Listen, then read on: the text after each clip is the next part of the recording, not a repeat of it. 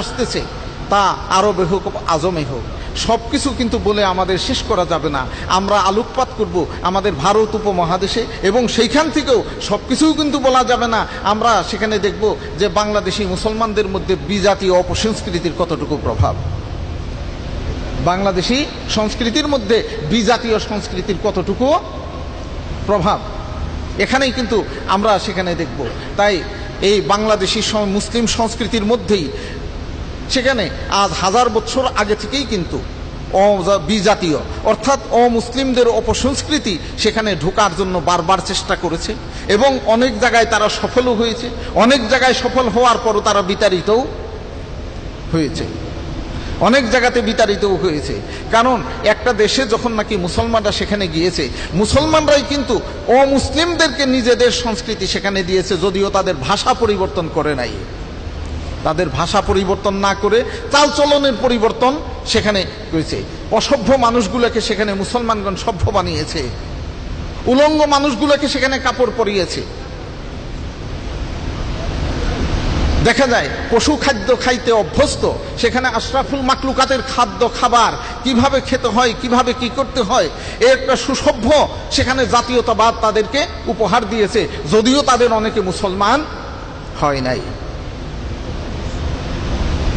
তাই অন্যান্য দেশের কথা বাদই দিলাম,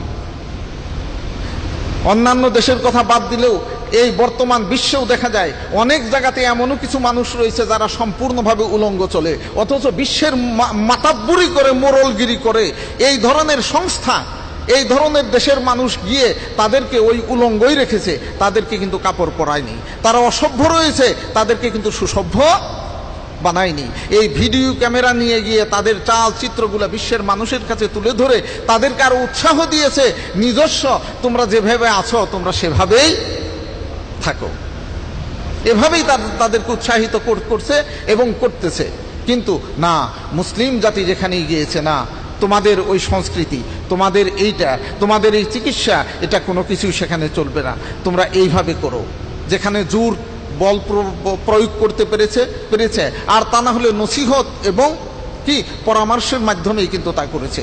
তাই এমনিভাবে কিন্তু ভারত উপমহাদেশে যখন নাকি ইসলাম ঢুকলো, তার পারিপার্শ্বিক অবস্থা তখন এইরকমই ছিল যে ভারত উপমহাদেশ বলতেই সেখানে তথাকথিত 33 কোটি দেবতার দেশ, যে হিন্দুদের 33 কোটি দেবতার দেশ বলে খ্যাত তথাকথিত ভারত উপমহাদেশে যখন মুসলিম গিয়ে সেখানে একত্ববাদের প্রচার করলো, তখনই কিন্তু সেখানে তাদের সাথে শুধু আকিদার সংঘর্ষ নয়, তাদের শিক্ষা সংস্কৃতির সংঘর্ষও সেখানে হয়ে গেল, তাদের শিক্ষা সংস্কৃতির সংঘর্ষ হয়ে গেল। পরবর্তীকালে দেখা যায় যে মুসলিমগণ তাদের সেখানে আসল উদ্দেশ্য যেটা মুসলমানদেরকে বা দুনিয়ার মানুষকে তারা সভ্যতা শিক্ষা দিবে, সেখানে ওহির বাক্য শিক্ষা দিবে, এইটা ভুলে গিয়ে যখন নাকি তারা কি হলো, পদলোভী হয়ে গেল, সিংহাসনের লোভী হয়ে গেল, মসনদের প্রতি তাদের যখন নাকি লোভ হয়ে গেল, তখন মানুষের মন জোগানো শুরু করলো আল্লাহর কি মন জোগানো বাদ দিয়ে। কেননা সিংহাসনকে পাকাপোক্ত করতে হলে তখন নিজের জনগণকে, রাষ্ট্রের জনগণকে নিজের পক্ষে রাখতে হবে। এইভাবেই তখন তারা কি করলো, নিজেদের গদিকে পাকাপোক্ত করতে গিয়ে তাদের জোয়ারের মধ্যে তারা ভাসিয়ে দিল। তাই ভারত উপমহাদেশে যে অপসংস্কৃতির প্রথম আঘাতটাই সেখানে আমরা পাই মুঘল আমলের আগে আলাউদ্দিন হুসাইন শাহের সময়েই দেখা যায় যে শ্রী চৈতন্যের সাথে সুর মিলিয়ে এবং বিভিন্ন রকম সেখানে দেবদেবীর পূজার এবং মুসলমানদেরকে একই সাজে সজ্জিত করে তিনিও কিন্তু দেখা যায় যে মুসলিম সংস্কৃতির মধ্যে কি অপজাতীয় বিজাতীয় অপসংস্কৃতি ঢোকার একটা সুযোগ তিনিই সেখানে করে দিলেন। তাই দেখা যায় যে ওই সময় চণ্ডীদাস আর রজকিনীর কিচ্ছা কাহিনীর জারি গান সহ বিভিন্ন কিছুই সেখানে দেখা গেল যে মুসলিম সমাজের মধ্যে ঢুকে পড়ল। সুলতানি আমলের পরেই বাদশাহ আকবরের সময় দেখা গেল যে তিনি কি মুঘল সাম্রাজ্যের অপরাজয় শক্তি, বিশ্বের মধ্যে একটি মুঘল শক্তি, এই মুঘল শক্তিকে কি ভারতের বুকে পাকাপোক্ত করার জন্য বাদশাহ আকবর সেখানে ইসলামকে বাদ দিয়ে সেখানে ইসলাম ধর্মের পরিবর্তে দ্বীন-এ এলাহী নামে একটি ধর্ম তিনি প্রচার করা শুরু করলেন। যদিও নাকি তার ধর্মের অনুসারী মাত্র ছিল 5 জন, মাত্র 5 জন। কেউ যদিও নাকি তার প্রতিবাদ করার সাহস পাইতো না সত্য, তিনি অনেকগুলো জিনিসই সেখানে পরিবর্তন করে দিলেন। সালামের বদলে আদাবের পরিবর্তন করে দিলেন, যে না, একজন মুসলমান আরেক মুসলমানকে সালাম দিবে, মুসলমানরাই শুধু মুসলমানদের সালাম নিবে, তা হয় তোমরা বলো আদাব। আদাব শব্দটা কিন্তু আরবি শব্দ, আদাব শব্দটা আরবি শব্দ। আর মুসলমান হিন্দুরা একজন আরেকজনকে বলবে সেখানে নমস্কার, যে না, নমস্কার এবং সালাম বাদ দিয়ে নতুন একটা সংস্কৃতি উনি চালু করে দিলেন, সেটা আদাব, সেটা আদাব। এইভাবেই কিন্তু দেখা যায় যে এই আদাব শব্দটা সেখানে তার চালু হয়ে গেল এইভাবে। তারপরেও দেখা যায় যে না, আমরা সবাই ভারতবাসী। হিন্দু মুসলমানে তখন বিয়ে হওয়া পর্যন্ত শুরু হয়ে গেল, হিন্দু মুসলমানে বিয়ে হওয়া সেখানে শুরু হয়ে গেল, যে না, আমরা তো সবই এক, আমরা সেখানে সবই এক। ঠিক এমনিভাবে মুসলমানদের মধ্যে দুর্বলতা দেখা দিল, যে কি, সত্যিকার কোরআন এবং হাদিস থেকে তাদের সঠিক জ্ঞান না থাকার কারণে তারা বেদাতের পরেই তারা শিরকের মধ্যে জড়িয়ে পড়ল, বেদাতের পরে শিরকের মধ্যে জড়িয়ে গেল। আলেম উলামার অভাবে দেখা গেল যে সঠিক ফতুয়া দেওয়ার অভাবে সেখানে ফতুয়ার বদলে কি, ফতুয়ার বদলে মন গড়া কথা সেখানে তারা চালু করা শুরু করলো। মোল্লা মুন্সি নামের যারা নাকি ছিল, তাদের এলেম থাকুক আর না থাকুক, তারাও ঠিক ওইভাবে দিল।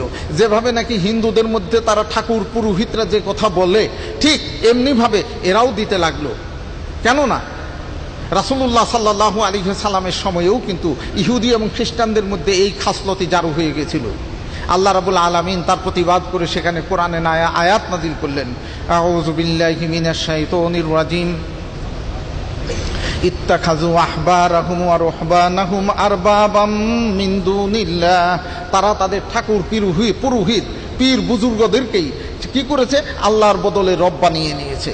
আয়াতটা যখন নাজিল হইল, বিশ্ববিখ্যাত দানবীর হাতেম তাইয়ের ছেলে আদি বিন হাতেম রাদিয়াল্লাহু আনহু, যিনি মুসলমান হয়ে গিয়েছিলেন, তিনি রাসূলুল্লাহ সাল্লাল্লাহু আলাইহি ওয়াসাল্লামের কাছে যদিও প্রতিবাদ করেন নাই, কিন্তু বললেন যে ইয়া রাসূলুল্লাহ, আমরা তো তাদেরকে রব মনে করি না আমাদের মধ্যে, কারণ উনি খ্রিস্টান ধর্মের ছিলেন।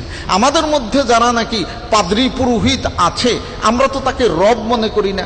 রাসূলুল্লাহ সাল্লাল্লাহু আলাইহি ওয়াসাল্লাম তখন বললেন, হ্যাঁ, তোমরা তাদেরকে রব বলে ডাকো না বা মনে করো না সত্য, কিন্তু তারা যে ফতুয়া, যে বিধান তোমাদের সমাজের মধ্যে দেয়, সেটা কি তোমাদের খ্রিস্টান ধর্মের ওই ইনজিলের কোনো বিধান?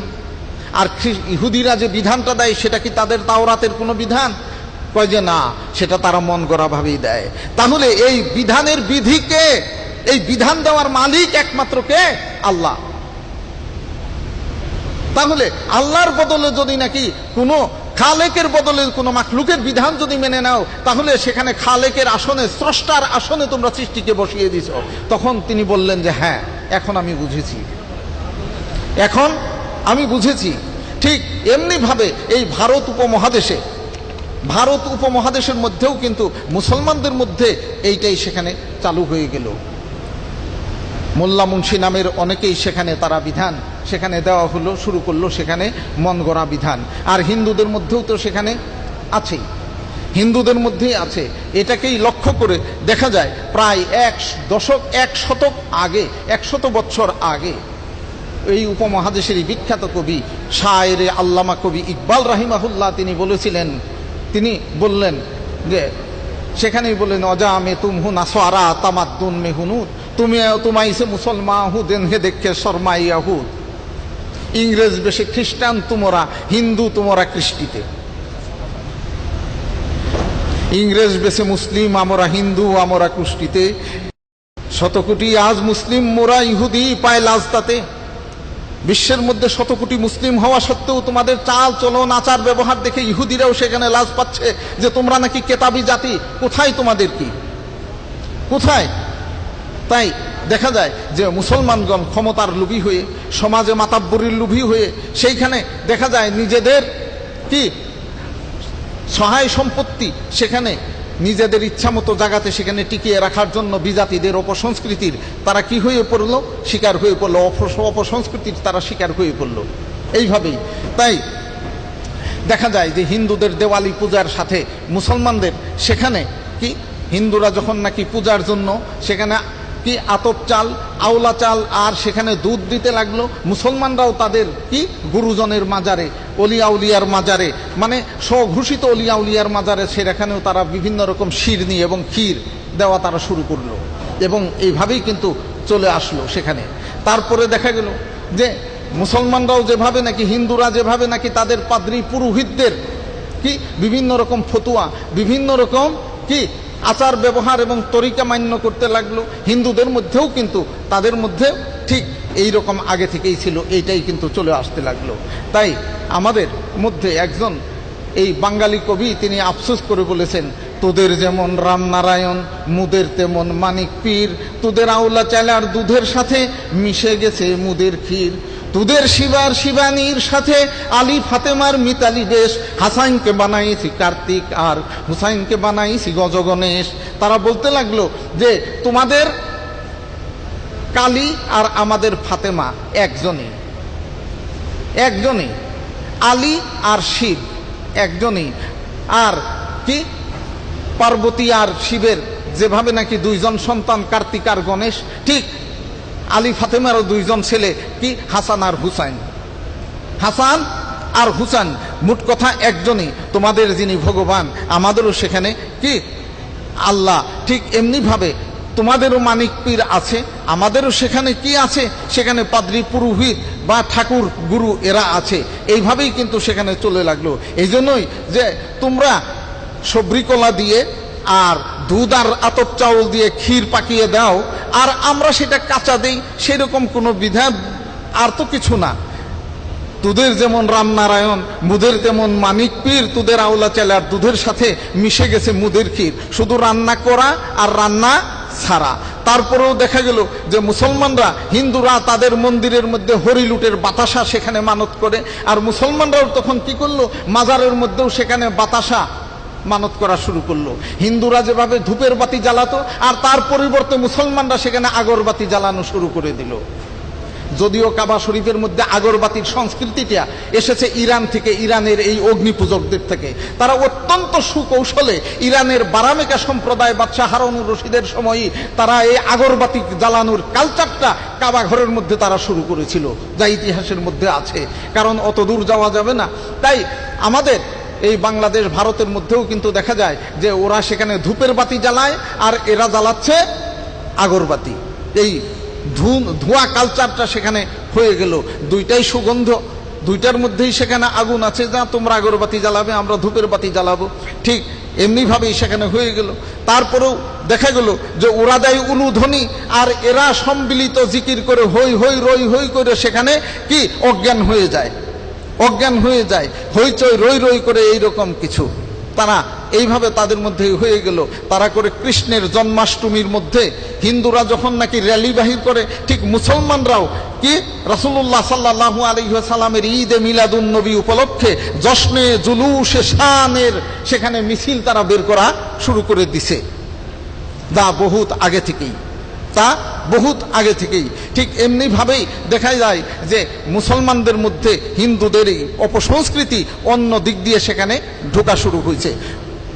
হিন্দুদের মধ্যে সেখানে দেখা যায় দেবতার সন্তুষ্টির উদ্দেশ্যে, সেখানে নবান্ন উদ্দেশ্যে সেখানে দেখা যায় নতুন ধানের পিঠা তৈরি করে আগে দেবতার মন্দিরে কিছু দিয়ে তারপর নিজেরা খাবে। ঠিক মুসলমানরাও কিন্তু এইভাবে না, নতুন ধানের পিঠা এবং পায়েস ক্ষীর পাক করে, শিরনি পাক করে সেখানে আগে কি কোথায় দরগাতে মাজারে বা পীরের দরবারে দিয়ে সেখানে আগে দিয়ে তারপর নিজেরা খাবে। ঠিক হিন্দুরাও তাদের দেবতার নামে উৎসর্গ, এভাবেই কিন্তু শুরু হয়ে গেল। হিন্দুরা সেখানে পাঠা বলি দেওয়া শুরু করলো, মুসলমানরা পাঠার দুইটা অন্ডকুশ ফেলে দিয়ে সেটাকে খাসি বানিয়ে তারা কি করলো, কি মাজারে নিয়ে সেখানে খাসি জবাই করা শুরু করে দিল। এভাবেই দেখা গেল যে অপসংস্কৃতি সেখানে চলে আসছে, মানে আল্লাহ ছাড়া অন্যের নামে। তারপরেও যে কারণে রাসূলুল্লাহ সাল্লাল্লাহু আলাইহি ওয়াসাল্লাম সেখানে হুঁশিয়ার করে দিলেন যে দেখো, মুসলিম ছেলে মেয়ে থেকে শুরু করে মুসলিম জনগণ কোথায় চলবে, কার সাথে চলবে, কার সাথে উঠা বসা করবে, এটা কিন্তু তোমাদেরকে খেয়াল রাখতে হবে। তিনি হুঁশিয়ার করে দিলেন, আর রাজুলু আলা দীনে খালিলিহি, কোন মানুষের মধ্যে সাধারণত তার যার সাথে চলাফেরা করে তার বন্ধুর আচার আচরণ দিন সম্পর্কে তার প্রভাব পড়ে। ফালিয়ানজুর আহাদুকুম মাইয়ু খালিলুহু, অন্য হাদিসে মাইয়ু খালিতুহু। এই জন্য প্রত্যেক মুসলিমের উচিত সে কার সাথে মেলামেশা করে, কার সাথে উঠা বসা করে। আপনার আমার সন্তান কার সাথে উঠা বসা করতেছে, কার সাথে উঠা বসা করতেছে। তাই রাসূলুল্লাহ সাল্লাল্লাহু আলাইহি ওয়াসাল্লাম হুঁশিয়ার করে দিয়েছেন, লা তাত্তাবিয়ান্না সুনানা মান কানা কাবলাকুম শিবরাম বিশিবরিন, শিবরাম বিশিবরিন। আরেক জায়গায় আছে হেজুয়াল কিজ্জাতে বিল কিজ্জাতে। এমন এক জমানা আসবে মুসলিম জাতি বিজাতিদের সাথে এমন ভাবে মিশে যাবে যে দুইটা তীরের ফলা একত্রিত করলে যেভাবে মিশে যায়, অথবা দুইটা জুতার তোলা, অথবা দুইটা হাতের এইভাবে মিলে করলে একটা আঙ্গুল বড়াও হয় না ছোটও হয় না। জেরা আম্বি জেরাইন, এইভাবে মিলাইলে এই হাতের কুনুই থেকে নিয়ে এই হাতের কুনুই পর্যন্ত কোনোটা 1 ইঞ্চি বড়ও হয় না ছোটও হয় না। মুসলিম জাতি ঠিক এমনিভাবে বিজাতিদের সাথে মিলে যাবে। ওয়ালাও দাখালু জুহুরা দব্বিন লা দাখালতুমুহুম, তারা যদি গুইসাপের গাথা দিয়ে যায় তোমরাও গুইসাপের গাথা দিয়ে যাবে। তারা যা করবে তোমরাও ঠিক তাই করবে। মুসলিম জাতিকে লক্ষ্য করেই, সেটা শুধু আল্লাহর নবীর জমানা নয়, অনাগত ভবিষ্যতে যত মুসলিম জাতি আসবে সবাইকে কিন্তু এভাবেই রাসূলুল্লাহ সাল্লাল্লাহু আলাইহি ওয়াসাল্লাম হুঁশিয়ার করে দিয়েছেন। এবং আল্লাহ রাব্বুল আলামিন নবী মুহাম্মদুর রাসূলুল্লাহ সাল্লাল্লাহু আলাইহি ওয়াসাল্লামকেও কিন্তু ওই একটাই কথা, লাকাদ কানা লাকুম ফি রাসূলিল্লাহি উসওয়াতুন হাসানা, জিচ্ছের মধ্যে যত চাকচিক্য সংস্কৃতি আর যাই দেখো না কেন, একমাত্র রাসূলুল্লাহ সাল্লাল্লাহু আলাইহি ওয়াসাল্লামের দেওয়া সংস্কৃতি ছাড়া অন্য সংস্কৃতি কখনো গ্রহণযোগ্য হবে না। তাই মুসলিম জাতি কতটুকু সেখানে নিচে নেমে গিয়েছিল তার আরো কিছু নিদর্শন সেখানে আমরা দেখতে পাই। যে যখন নাকি 1946 সাল 45 সালের মধ্যে দ্বিতীয় বিশ্বযুদ্ধের হিটলারকে পরাজিত করে যখন মিত্র শক্তি সেখানে জিতে গেল, তখন ভারতবাসী যারা নাকি হিটলারের বিপক্ষ হয়ে ব্রিটিশের পক্ষ হয়ে যুদ্ধে অংশগ্রহণ করেছিল, তখন ভারতবাসীর দাবি যে না, আমাদেরকে ভারতের স্বাধীনতা দিতে হবে। ঠিক স্বাধীনতার ঘোষণাও হয়ে গেল, না ভারতবাসীকে স্বাধীনতা দিবে, কিন্তু কে কোন এলাকা নিবে মারামারি সেখানে শুরু হয়ে গেল। ভারতবাসী বঙ্কিমের মন্ত্রে উজ্জীবিত হয়ে বন্দে মা তারাম নামে সেখানে তারা ধ্বনি দিতে লাগলো, আর মুসলমানের গণের এক শ্রেণী সেখানে বলতেই লাগলো যে না, আমরা অখণ্ড ভারত বানাবো, সেখানে পাকিস্তান হিন্দুস্তান কোনোটাই চাই না, সম্পূর্ণটাই হবে ভারত। আবার আরেক জাতি আরেক দল সেখানে বলতে লাগলো, হাত মে বিড়ি মুঁহ মে পান লড়কে লেঙ্গে পাকিস্তান বলতে লাগলো। ঠিক ওই সময় সমস্ত বিশ্বের মধ্যে অত্যন্ত ধুরন্ধর রাজনীতিবিদ, অহিংস বাণীর নিচেই যার নাকি সহিংস ধারালু অস্ত্র লুকায়িত থাকতো, সেই দুরাত্মা গান্ধী, তাকে মহাত্মা গান্ধী আমি কখনো বলতে চাই না, যার অহিংস মতবাদের নিচেই, অহিংস মতবাদের ধুতির নিচেই, চাদরের নিচে থাকতো সহিংস ধারালু ছুরি।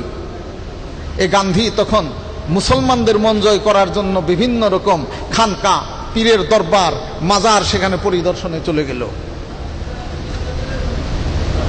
এই ধুরন্ধর রাজনীতিবিদ গান্ধী চলে গেল আজমিরে। আজমির থেকে ফিরে আসার পর যখন সাংবাদিকগণ প্রশ্ন করলেন, আপনি আজমিরে গিয়ে কি দেখলেন, অত্যন্ত ধুরন্ধর সুকৌশলে তিনি উত্তর দিলেন যে মাই দেখা भारत माता का 2 संतान, एक हिंदू दूसरा मुसलमान, उसमें थोड़ा सा ही कुछ फर्क है। क्या फर्क है? जब मैं देखा मुसलमान अपने देवता को पूछते ही मिट्टी में छुपाकर, और हिंदू अपने देवता को पूछते ही मंदिर में रखकर। তিনি বললেন যে ভারত মাতার 2 সন্তান। ভারতের জাতীয় সঙ্গীত কি? জনগণ মন হে ভারত ভাগ্য বিধাতা। ক্ষমতার লোভে যে কোনো মানুষকে, ব্রিটিশের রানী এবং রাজাকে তারা ভারতের ভাগ্য বিধাতা হিসাবে সেখানে আখ্যায়িত করেছে, আজ পর্যন্ত সেটাই আছে। যাই হোক, গান্ধী উত্তর দিল, আমি দেখলাম ভারত মাতার, ভারত জননীর 2টা সন্তান, একটা হিন্দু আর একটা মুসলমান। এখানে কিন্তু আরো ধর্মের লোক ছিল, শিখ ছিল, সাঁওতাল ছিল, হরিজন ছিল, কুল ভিল বিভিন্ন জাতি, ধাঙ্গর জাতি ছিল, সবাইকে দিয়ে, কারণ যারা সবচেয়ে প্রভাবশালী তাদেরকেই লক্ষ্য করে বলল যে না, ভারত মাতা কা 2 সন্তান, এক হিন্দু दूसरा মুসলমান। তাদের মধ্যে সামান্য ফারাক। হিন্দু তাদের দেবতাকে পূজা করে মন্দিরে রেখে, আর মুসলমান তার দেবতাকে পূজা করে মাটির মধ্যে কি কবর দিয়ে চালু হয়ে গেল সংস্কৃতি, চালু হয়ে গেল। মুসলমানরাও খুশি, হিন্দুরাও খুশি, না ভারত মাতার দু সন্তান, আমরা এটাই চাই। ঠিক এমনি ভাবে দেখা গেল যে মুসলমানদের সৃষ্টি করা পহেলা বৈশাখ, কারণ এই বাংলা স্বর্ণের জন্মদাতা কে? বাংলা নববর্ষের জন্মদাতা মুসলমানরা। বাদশাহ আকবরের আমলে এই কি সুবে বাংলাতে দৌলত কাজী নামে একজন লোককে বাদশাহ আকবর দায়িত্ব দিল যে না, খাজনা আদায়ের সুবিধার জন্য এখানে কি সৌরবর্ষের সাথে চান্দ্রবর্ষের সময়কে মিলিয়ে তোমরা একটা নূতন বর্ষের সৃষ্টি করো, একটা বানাও, একটা ক্যালেন্ডার। তখন তারা এইভাবে যখন বানাইলো এবং নামও সেখানে ভারতের নাম অনুযায়ী সেখানে গ্রীষ্ম, বৈশাখ, জ্যৈষ্ঠ, কি আষাঢ়, শ্রাবণ ইত্যাদি দিয়ে দিল। তখন দেখা গেল যে হিন্দুরা সেটাকে, এই মাসটাকেও তাদের আরাধ্য বলে, আরাধনার সময় বলে তারা মনে করে নিল। অথচ এই বৈশাখ মাসের জন্মদাতা যেখানে নাকি মুসলমান, জ্যৈষ্ঠ মাসের জন্মদাতা দেখে মুসলমান, হিন্দুরা সেটা নিজেদের কি পূজার সময় সেখানে বানিয়ে নিল যে না, এইটাই আমাদের ইবাদত বন্দেগীর সময়। ঠিক মুসলমানদের নবান্ন উৎসবে পহেলা বৈশাখের সময় সেখানে মুসলমানদের নবান্ন উৎসবে সেখানে তারা মিলাদের সংশোধন করে দিল। কারণ হিন্দুরা সেখানে ঢাকঢোল পিটিয়ে দুর্গা পূজা, চৈত্র পূজা যখন শুরু করে দিল, আর মুসলমানরা করে দিল সেখানে মিলাদ বা অন্যান্য কিছু, কেউ কেউ পীরের নামে কাওয়ালি, কোরাস ইত্যাদি গাওয়া সেখানে শুরু করে দিল। বিভিন্ন জায়গাতে এইরকম করে দিল। শেষ পর্যন্ত আস্তে আস্তে গড়াতে গড়াতে সেই সংস্কৃতিতে এখন ইলিশ মাছ আর পান্তা ভাত পর্যন্ত গড়িয়ে গেছে। এখন ইলিশ মাছ আর পান্তা ভাত, কারণ এই পান্তা ভাতের সংস্কৃতি কিন্তু পদ্মার ইলিশ দিয়ে, ইলিশ বহু জায়গাতে পাওয়া যায়, কিন্তু সুস্বাদু ইলিশ পদ্মার পারেই। এখন ফারাক্কার বাদে যদি পদ্মা শুকিয়ে যায়, এক সময় যদি ইলিশ মাছ সেখানে বাংলাদেশ থেকে এবং ভারত থেকে বিলুপ্ত হয়ে যায়, হয়তো নতুন কোনো মাছ ধরে এনে আবার ভাতের পরিবর্তে অন্য কিছুর তারা সংস্কৃতি তারা শুরু করে দিবে, অন্যটাই কিন্তু তারা শুরু করে দিবে। তাই এইভাবেই কিন্তু আস্তে আস্তে দেখা যায় যে আমাদের সংস্কৃতির মধ্যে সেখানে গদিকে পাকাপোক্ত রাখার জন্যই এই ধরনের সংস্কৃতি সেখানে হয়ে যাচ্ছে।